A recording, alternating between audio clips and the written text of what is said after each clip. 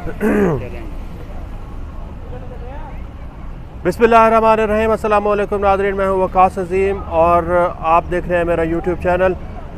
नाज़रीन, आज भी वज़ीर-ए-आज़म शहबाज शरीफ की जानिब से जो भड़कबाजी का सिलसिला है वो जारी है। आज इस्लामाबाद में एक तकरीब के दौरान उन्होंने खिताब करते हुए ये फिर कह दिया है और ये दावा कर दिया है कि वो वक्त दूर नहीं कि जब पाकिस्तान माशी तरक्की में अपने हमसाया ममालिक को पीछे छोड़ जाएगा। पाकिस्तान के हमसाया ममालिक में आप देखें कि भारत है और दूसरी जानिब चीन है, ईरान है। तो क्या पाकिस्तान की मुआशी तरक्की इतनी ज़्यादा होने वाली है कि पाकिस्तान इन तीनों ममालिक को मुआशी तरक्की के मैदान में पीछे छोड़ देगा?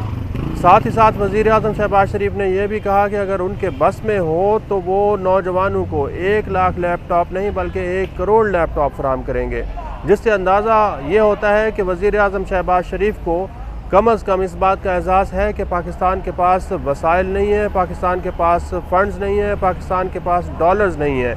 यही वजह है कि पाकिस्तान और IMF के दरमियान जो स्टैंड बाई मुआहदा किया गया है, कर्ज़ प्रोग्राम नया किया गया है, उसके ऊपर भी जो ख़तरात के बादल हैं वो अभी से मंडलाना शुरू हो चुके हैं।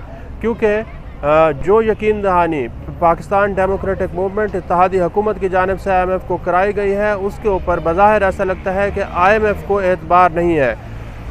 यही वजह है कि IMF ने अब ये फ़ैसला किया है कि वो पाकिस्तान की सियासी जमातों की क़यादत से मुलाकातें करेगी और पहली मुलाकात पाकिस्तान पीपल्स पार्टी के जो रहनुमा हैं उनके साथ IMF की नुमाइंदा की हो चुकी है।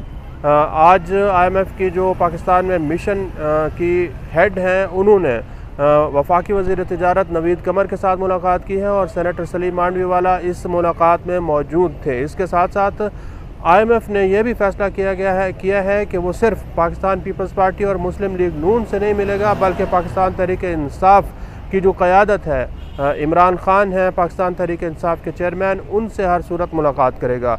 क्योंकि IMF को यह दिखाई दे रहा है कि एक प्लान पाकिस्तान डेमोक्रेटिक मूवमेंट इत्तेहादी हुकूमत का है और दूसरा प्लान किसी और जगह तैयार हो रहा है।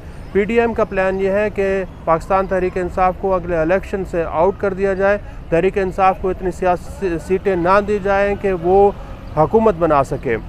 लेकिन दूसरा प्लान भी किसी और जगह ये बन रहा है कि तहरीक-ए-इंसाफ़ की जो सियासी क़ुव्वत है उसको बिल्कुल ख़त्म ना किया जाए बल्कि अगले इलेक्शन के बाद सियासी जो तीसरी क़ुव्वत जिसको अब समझा जा रहा है तहरीक-ए-इंसाफ़, उसको कौमी असम्बली में, सेनेट में, हर जगह जो है सीटें दिलाई जाएँ।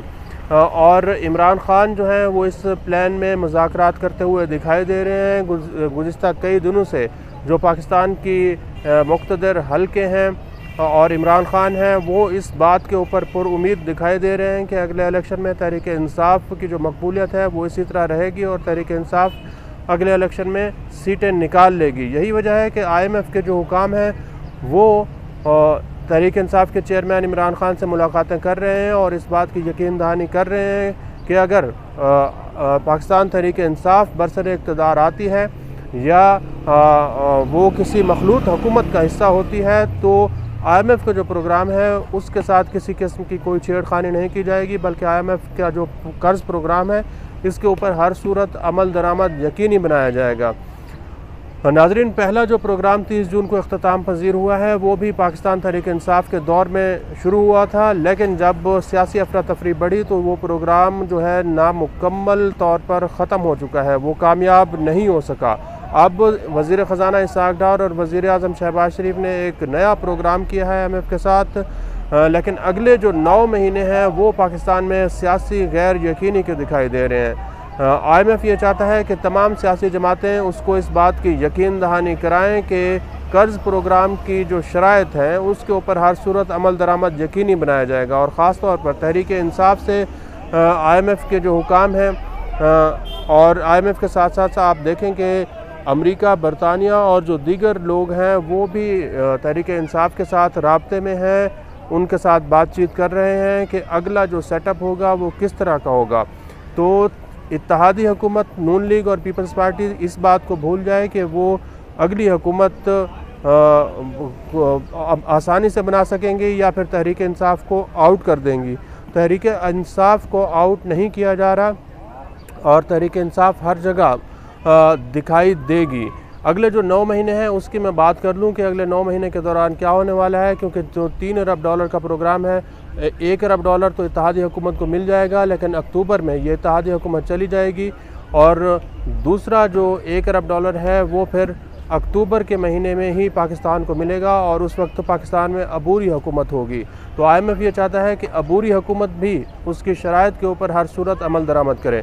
जो तीसरा $1 अरब है वो फिर पाकिस्तान को दिसंबर के बाद मिलेगा, जब अगर पाकिस्तान में इलेक्शन हुए तो नई हुकूमत आ चुकी होगी।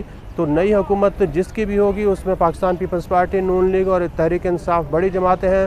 IMF ये चाहता है कि जो भी हुकूमत बरसर इक़्तिदार आए वो हमें यकीन दहानी कराए कि मार्च 2024 तक इस कर्ज़ प्रोग्राम को हर सूरत मुकम्मल किया जाएगा और इसकी तमाम तर शराइत के ऊपर अमल दरामद भी यकीनी बनाया जाएगा।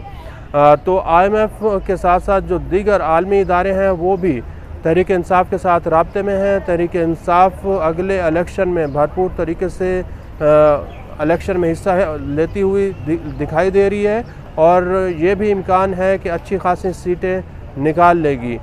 जब IMF के हुकाम तहरीक इंसाफ के रहनुमा और क़यादत से मुलाकातें कर रहे हैं, ख़ास तौर पर इमरान खान से, तो यहाँ इस्लामाबाद में जो इत्तेहादी हुकूमत है वो खासी परेशान दिखाई दे रही है कि ये क्या हो रहा है इस्लामाबाद में, क्यों IMF के लोग इमरान खान से मुलाकातें कर रहे हैं और क्यों IMF जो है वो तहरीक इंसाफ को इतनी ज़्यादा अहमियत दे रहा है। हालांकि तहरीक इंसाफ ही थी जिसने पिछले मुआहदे की ख़िलाफ़ वर्जी की थी, लेकिन ये इत्तेहादी हुकूमत का बयानिया है जिसे ना तो IMF मानता है और ना ही आलमी इदारे मानने के लिए तैयार है।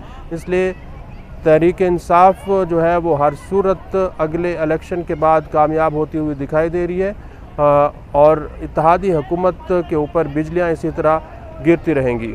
आज के लिए इतना ही। इस वीडियो को आप कमेंट सेक्शन में जाकर लाइक कर सकते हैं और अपनी राय का भी इज़हार कर सकते हैं। बहुत बहुत शुक्रिया। एंड में बोल दे चांद नवाब के साथ कैमरा मैन।